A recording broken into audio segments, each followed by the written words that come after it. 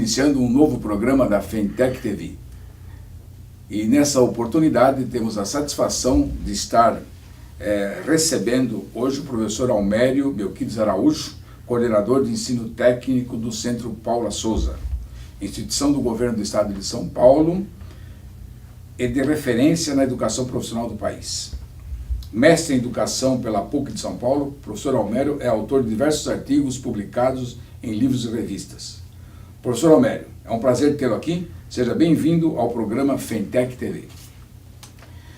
Para dar conta do crescimento sustentável do país, é preciso formar novos profissionais e qualificar a mão de obra disponível. Há mais de 30 anos, os Sintecs, de certa forma, lutam em prol do ensino técnico.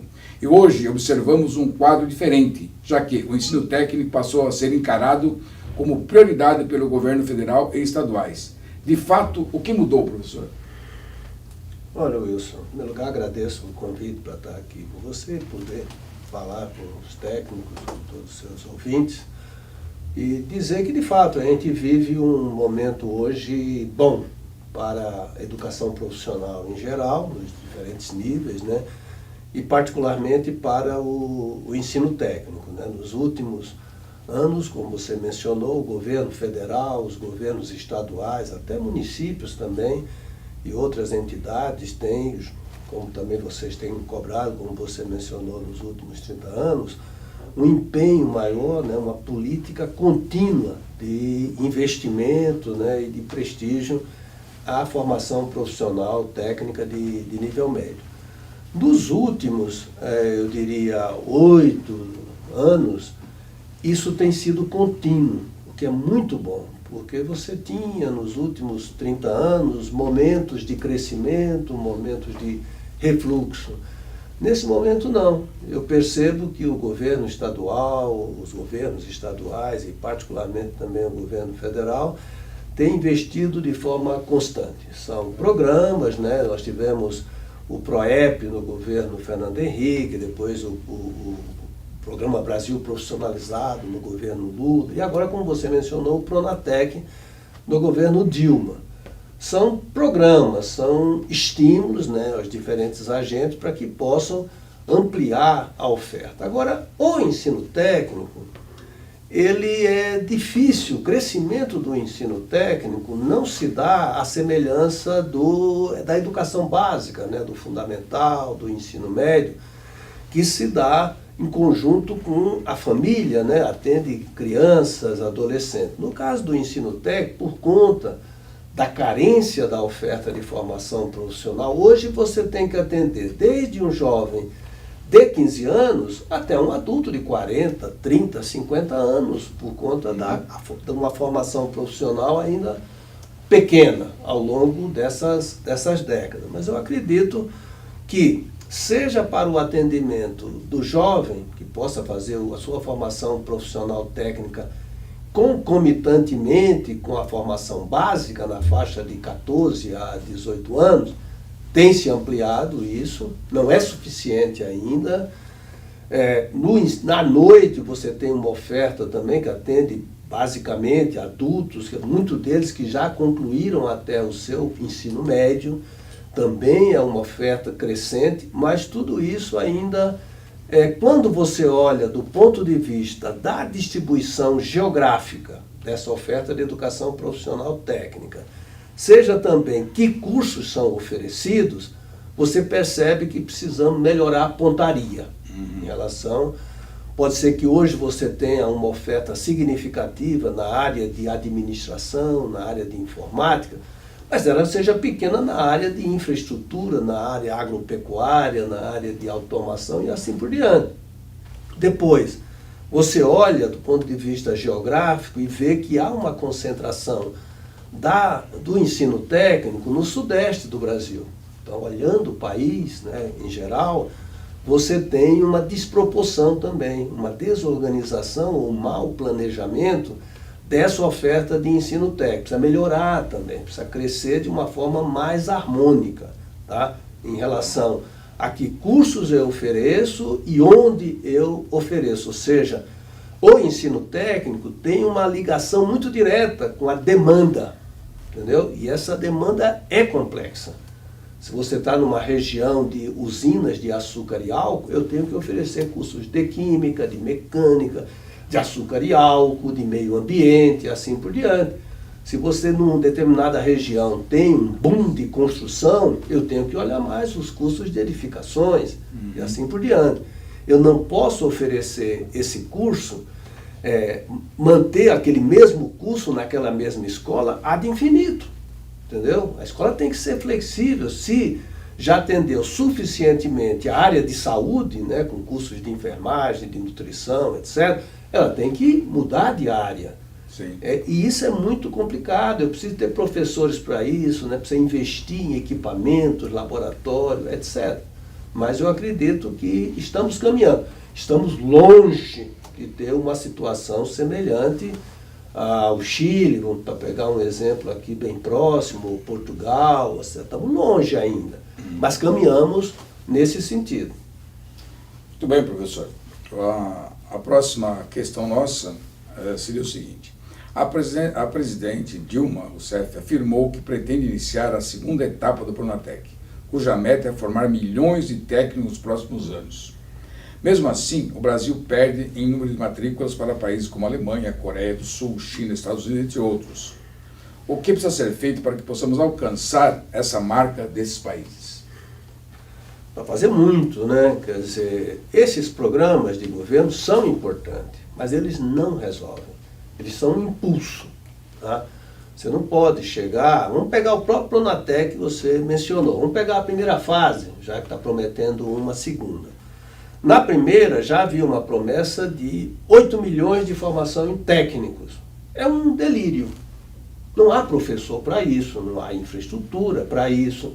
Você não tem como fazer 8 milhões de técnicos em 4 anos. Qual é o resultado dessa bravata? É que você teve, nesses últimos 3 anos, vamos dizer, pegando uma estatística dos últimos 3 anos, você teve um atendimento, aí olhando só o Pronatec, não estou olhando a oferta regular que já existe pelos estados, o Senai, o Senac. Fora isso, pegando exclusivamente o Pronatec, você teve cerca de 2 milhões e 200 mil matrículas. Eu te diria que disso, 90% foram cursos chamados de formação inicial, são qualificações profissionais de 160 horas. Técnico, ofereceram 200 mil matrículas, que eu não sei quantos se formaram técnico. Certo. Se 150 mil, se 100 mil. Então, diante desses resultados, e não é um problema só do governo Dilma, os governos anteriores também prometem uma coisa assim, sempre números grandes e redondos, e não cumprem 30%, 20% deles. Por quê? É má vontade? Não. É uma certa dificuldade de perceber que o crescimento de cursos técnicos pressupõe um trabalho e um investimento muito mais intenso. Você não cria da noite para o dia 1 milhão. Só para você ter ideia, Wilson, você tem hoje de matrícula em todas as redes, em todas as escolas públicas e particulares do Brasil, 1 milhão e 400 mil matrícula. Matrícula, que significa que eu formo, quanto? 400 mil técnicos por ano? Como é que eu posso dizer que vou formar 8 milhões em 4 anos?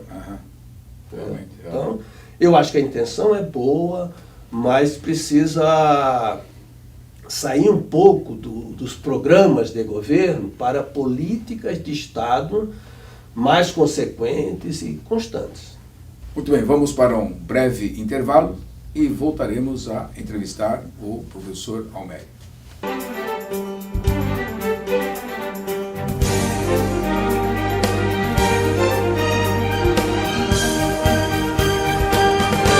Bem, reiniciando o nosso programa Fintech TV, continuamos a entrevistar o professor Almério, coordenador de ensino técnico do Centro Paula Souza. Muito bem, professor Almério, se o acesso à educação técnica, especialmente em São Paulo, tem sido facilitada nos últimos anos, por que então ainda há grande carência de profissionais do setor? Isso tem aumentado, tá? Mas nós temos, como eu acho que eu já mencionei, no caso do ensino técnico, o crescimento, quanto mais cresce a matrícula, mais difícil fica crescer. Tá? Quer dizer, quando você tem uma matrícula muito baixa, São Paulo hoje tem cerca de 370, 380 mil matrículas. Quando tinha 150 mil, era mais fácil crescer, porque a carência era tão grande que o que você oferecesse tinha demanda. Quando você vai aumentando essa oferta, aí você precisa calibrar melhor, tá? Porque muitas vezes você tem, no caso da formação técnica, você tem que combinar com dois agentes aí. Um é a demanda efetiva, tá? Outra é o desejo do jovem ou do trabalhador de fazer aquela formação e a própria condição dele de fazer aquilo, né? Então a escola técnica ela tem que ser muito flexível. Se você vai numa escola de educação básica, ela tem sempre aquele quinta, oitava série, primeiro ao terceiro colegial. Se você tiver a paixão de perguntar num diretor de escola técnica que cursos ele oferecia há 10 anos e hoje, você pode ver que pode ter mudado a metade dos cursos, porque um curso é oferecido, ele atende àquela demanda e você substitui aquele curso por outro. Então, o crescimento, ele não se dá de uma forma linear. Ele vai e volta, porque a escola vai se adequando à demanda ali, regional e específica. E essa adequação não é simples. Quando você muda, né, a demanda, a oferta de um curso de administração para um curso de logística ou um curso de contabilidade, é simples. Professores são semelhantes, a estrutura também. Quando eu vou para outro eixo tecnológico, eu vou para a área de saúde, ou eu vou para a área de processos industriais, recursos naturais, infraestrutura, aí eu tenho que mudar a cara da escola, tenho que mudar os ambientes da escola. Tá? Isso envolve investimento, tá? E é um risco, né? Porque você pode até investir e depois a demanda não se concretizar. Então, a gente tem crescido, eu dou o exemplo, né, do Centro Paula Souza, que tem crescido a sua matrícula o tempo inteiro. Nós tínhamos 170 mil matrículas há uns 9 anos atrás, hoje estamos com 180 mil. Nós tínhamos uns 150 escolas, endereços, hoje nós temos 215 escolas, mais 280 extensões, nós temos quase 500 endereços no estado de São Paulo. Você tem que chegar cada vez mais o atendimento da demanda lá. Uma cidade como São Paulo, você tem que atender no bairro aquilo, entendeu? Próximo do metrô, para poder ser mais acessível. Enfim, é um crescimento, né, difícil de fazer no ensino técnico, né? Quer dizer, nós estamos com 370 mil, para que a gente atinja um padrão que você mencionou, olha, como é que eu chego próximo lá de um Chile, de uma Argentina, ou de Portugal, nós teríamos que crescer mais, chegar em 550 mil matrículas.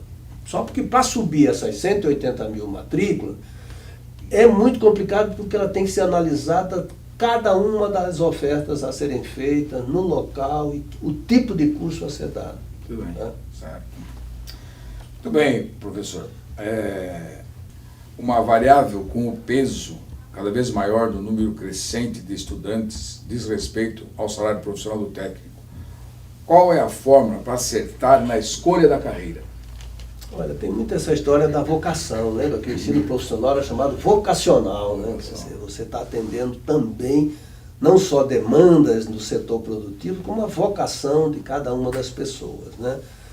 Então você precisa estar num ramo que você gosta, entendeu? Então não basta você estar em Franca e ter que fazer um curso técnico em calçados, entendeu? Você precisa fazer o curso que você também tem vocação.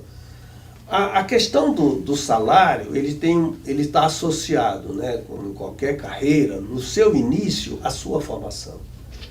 Porém, o desenvolvimento vai depender muito da tua vocação, vai depender muito da sua dedicação e das oportunidades também que você tem ao longo de sua vida profissional. Hoje, em função das novas tecnologias, obriga a qualquer profissional, não, mas o técnico principalmente, a estar se atualizando permanentemente. Entendeu? Ele não pode pegar o diploma, colocar na parede, tirar um retrato e achar que encerrou a sua parte de formação. A formação é contínua hoje. Quanto mais você estuda, quanto mais você precisa estudar, fazer novas experiências, conhecer novas tecnologias e assim por diante. Eu acredito nisso. Não há, claro que há circunstancialmente, em função da baixa oferta, certos cursos que te dão uma remuneração maior. Provavelmente, com o boom imobiliário que tivemos, né, em algumas regiões nos últimos anos, o técnico em edificação melhorou o salário, sem dúvida nenhuma. Certamente o setor sucroalcooleiro, a pessoa que teve uma formação em química, em açúcar e álcool, etc., também teve mais condições de crescer dentro das empresas. Mas não há uma carreira que vai te pagar bem obrigatoriamente. Isso varia de região, varia em função do número de técnicos, da oferta de técnicos, e depende de cada um, né, da sua ambição, da sua atualização constante. Muito bem. O senhor disse, né, e realmente nós concordamos, que hoje na área tecnológica os profissionais têm que estar atualizados. Não é simplesmente se formar, como o senhor disse, colocar o diploma, eu sou técnico e acabou, certo? E, então, constantemente tem alterações tecnológicas e esse profissional tem que estar atualizado. Agora, a Paula Souza oferece algum curso nesse sentido de atualização do profissional? Oferece. Eu posso dizer que a demanda não é significativa, tá? Mas na área de informática essa demanda já é significativa. Na área de saúde também, o profissional busca uma diversidade além do trabalho no hospital, ele quer trabalhar também em casa, enfim. Eu tenho o exemplo de informática, o exemplo da área de saúde, a área, eu acho que de telecomunicações também é uma área que tem dado tem um crescimento para a volta, para a especialização, vamos dizer assim. Sim. Mas ainda não há, por parte da maioria do técnico, essa consciência. Ou muitos, quando são mais jovens, preferem prosseguir o estudo no nível superior. Também é uma forma, entendeu? Quando ele ainda é um jovem, quando ele ainda tem condições, disponibilidade, aí ele busca uma formação superior como continuidade da sua formação profissional. Vamos para um intervalo e voltaremos em seguida.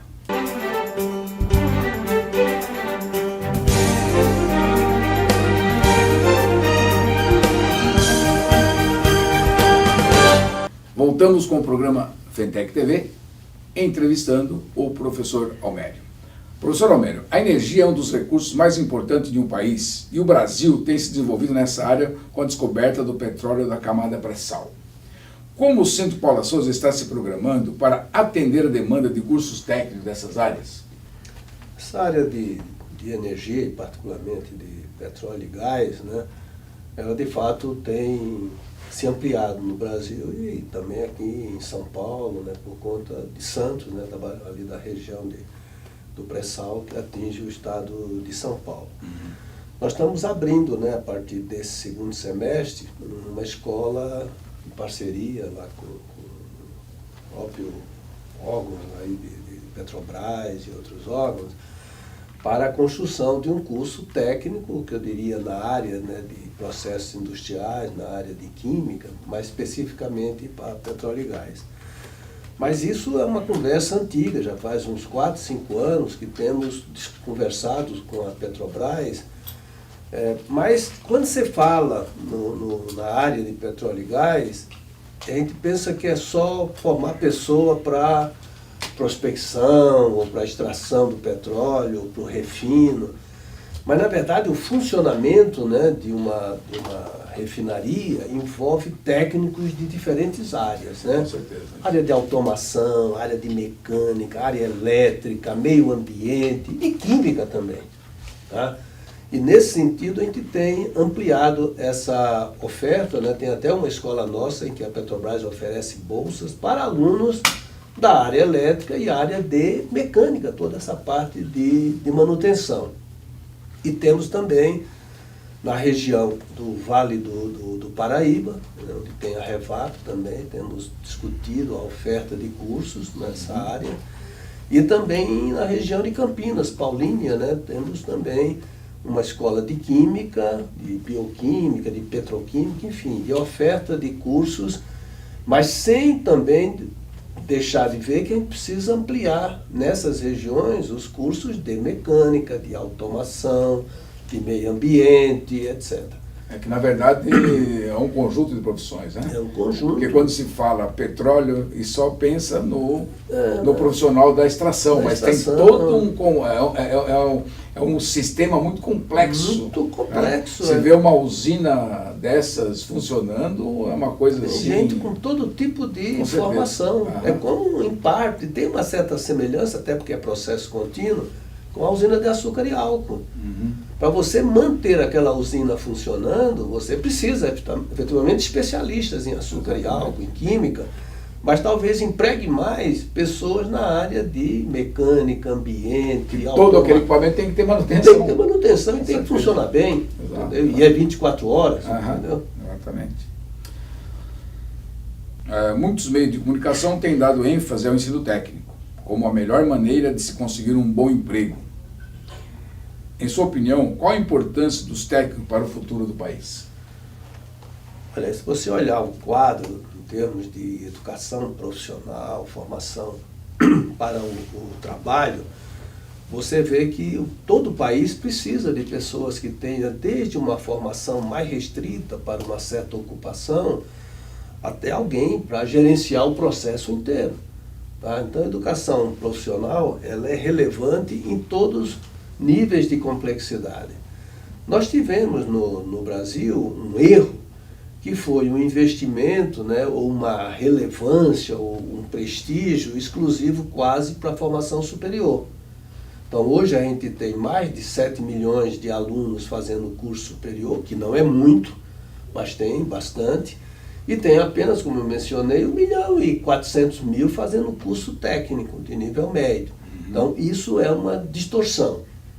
Normalmente você tem números muito parecidos quando você vê os outros países, quantos estão matriculados em cursos técnicos de nível médio e em cursos superiores.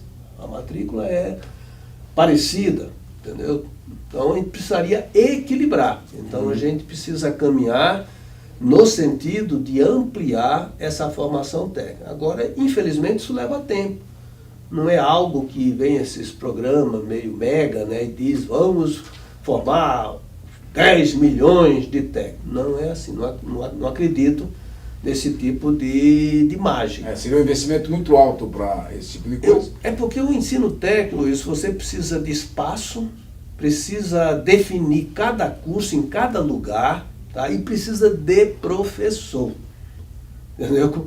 E eu não tenho... Quer dizer, o Estado, né, as escolas técnicas, às vezes não são competitivas a ponto de tirar um profissional para que ele venha dar aula. Tanto que é mais fácil você ampliar à noite, porque o profissional trabalha de dia lá num determinado emprego, e à noite ele vem trabalhar como professor. Tá?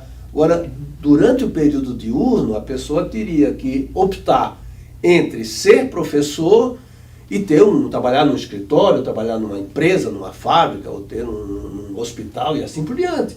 Tá? Então, o crescimento do ensino técnico no período diurno também envolve uma política de valorização do professor.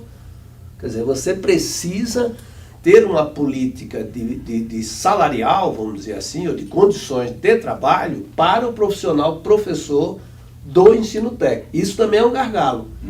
A gente precisa, concomitantemente com a ampliação do ensino técnico, está cuidando para que a carreira profissional do professor seja também melhorada.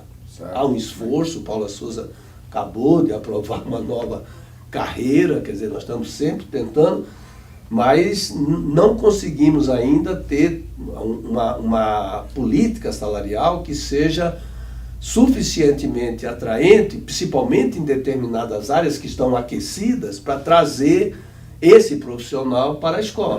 Então você tem esse gargalo, ou seja, uma política também salarial, né, que não basta ter o equipamento, entendeu? Você precisa ter alguém que use bem aquele equipamento. A gente precisa também ter uma ligação com o setor produtivo, quem sabe dividir um pouco a formação profissional com as empresas. É um trabalho que não se resolve a 2 mãos ou 4 mãos, vai ter muitas parcerias. Muito bem. Bom, professor, encerrando esse nosso programa de hoje, gostaria de fazer para o senhor uma última pergunta e seria até uma orientação para os telespectadores. Como pode fazer o filho do telespectador que quer fazer um curso técnico, como é que ele poderia se ingressar nas escolas do Centro Paula Souza? Nós temos um processo de seleção que a gente chama de vestibulinho, né, que devido a ter uma demanda maior do que a oferta, esse velho problema de atender a todos, que seria o ideal, o aluno passa por uma prova, né? Ele tem que se inscrever. O site do Paula Souza, né, o www.centro Paula Souza, tem uma série de informações para cada curso, cada endereço, que ele pode, inclusive, ver as avaliações anteriores. Ele tem uma orientação boa sobre qual é o processo que ele precisa passar para ingressar num curso técnico que ele deseja. Bom, professor Américo, no encerramento do nosso programa, nós pedimos para que o senhor faça as suas considerações finais dessa nossa entrevista e desse nosso novo meio de comunicação. Olha, agradeço mais uma vez o convite, desejo sucesso para essa iniciativa do Sintec, da Fentec, em relação a estar trazendo, né, à baila a questão da formação profissional técnica de nível médio. Muito obrigado. Sucesso. Ok.